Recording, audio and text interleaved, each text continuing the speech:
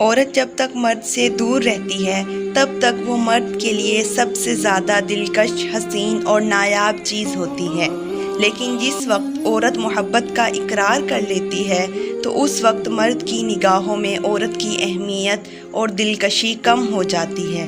عورت کی نگاہوں میں مرد کی اہمیت بڑھ جاتی ہے، کیونکہ عورت اقرار کر کے قید ہو جاتی ہے اور مرد اقرار سن کر آزاد ہو جاتا ہے۔ عورت کی شوخیاں، شرارتیں اور منمانیاں اور غیر ذمہ داریاں ماں باپ کے گھر میں ہوتی ہیں۔ سسرال میں عورت کی تربیت اور صبر کا امتحان ہوتا ہے۔ جب کوئی عورت یہ کہے کہ اس دنیا کے سبھی مرد برے ہیں اور بے وفا ہیں تو اس کا یہ مطلب نہیں کہ اس نے سارے مردوں کو آزما لیا ہے۔ اس کا مطلب یہ ہے جس مرد کو اس نے آزمایا تھا وہ اس کی ساری دنیا ہے۔ عورت کو کبھی کمزور نہ سمجھو، ورنہ مرد کی اونچی آواز عورت کو ڈرا دھمکا تو سکتی ہے، لیکن عورت کی خاموشی مرد کی بنیادیں تک کو ہلا سکتی ہے۔ اللہ تعالیٰ نے عورت کو مرد کی پیشانی سے نہیں بنایا کہ وہ حکمرانی کرے، نہ اس کو پاؤں سے پیدا کیا کہ وہ اس کی غلامی کرے، بلکہ اس کی پھنسلیوں سے پیدا کیا کہ وہ اس کے دل کے قریب ہو۔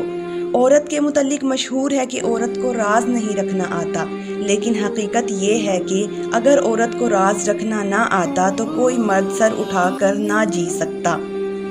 حضرت محمد صلی اللہ علیہ وآلہ وسلم نے فرمایا، یہ جان لو یہ عورتیں اپنے شوہروں کے ہاتھ خدا کی امانت ہیں، اسی لیے مرد حق نہیں رکھتا کہ انہیں کوئی نقصان پہنچایا جائے اور ان کے حقوق پامال کیے جائیں۔ ایک عورت جو اپنے دل کو پھر سے محبت کے لیے کھول دے جبکہ اس کا دل ٹوٹ چکا ہو، یقین جانو تم اس سے زیادہ بہادر عورت کہیں نہیں دیکھو گے۔ عورت کسی کام میں ماہر ہو نہ ہو، لیکن اندھا اعتماد کرنے میں بے حد ماہر ہوتی ہے۔ حیا اور وفا جس عورت میں ہو، اس عورت سے بڑھ کر کوئی خوبصورت نہیں ہو سکتی۔ جب عورت پردہ کرتی ہے تو حقیقتاً $170 بلین کی فیشن انڈسٹری پر لعنت بھیجتی ہے۔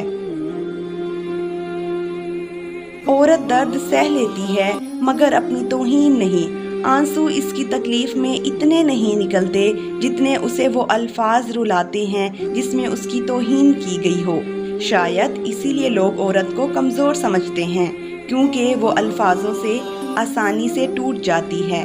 اسلام میں 2 روٹی اور جوڑا کپڑا دینے پر مرد کو عورت کا حاکم قرار نہیں دیا گیا۔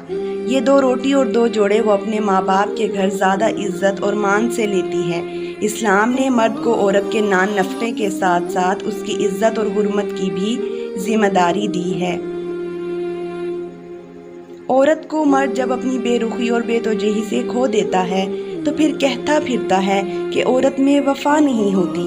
کیا یہ سچ میں اپنا رویہ، اپنا دھتکارتا ہوا لہجہ یاد نہیں رہتا، یا پھر اس کی انا اسے اپنی غلطی ماننے نہیں دیتی؟